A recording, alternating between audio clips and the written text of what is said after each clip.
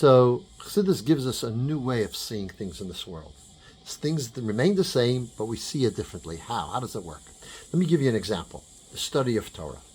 Why do people study Torah? There could be various reasons. It could be because it's stimulating, invigorating, gives us information, guides us how to live.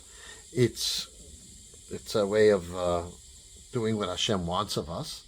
There are certain societies where the measure of the man is based on the amount of Torah you know.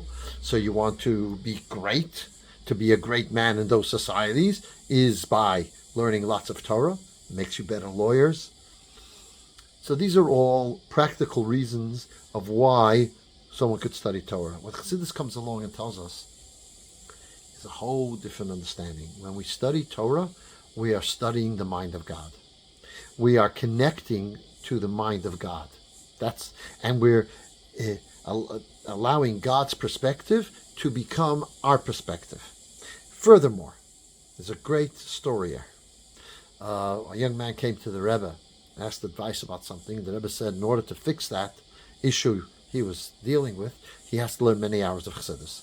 This fellow didn't want to do that because he was from those people that their status is based on the amount of Torah they learn, and therefore he felt that he has to study Talmud only to be able to get that status.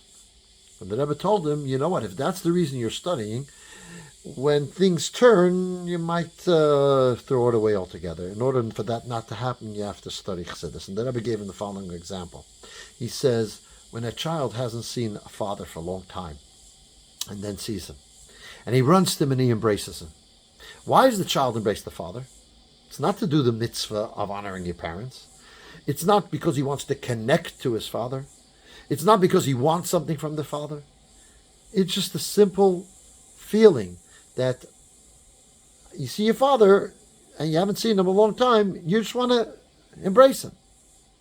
That's the way a Jew should study Torah. When we study Torah, it should be like, oh, this is a way that I am embracing God.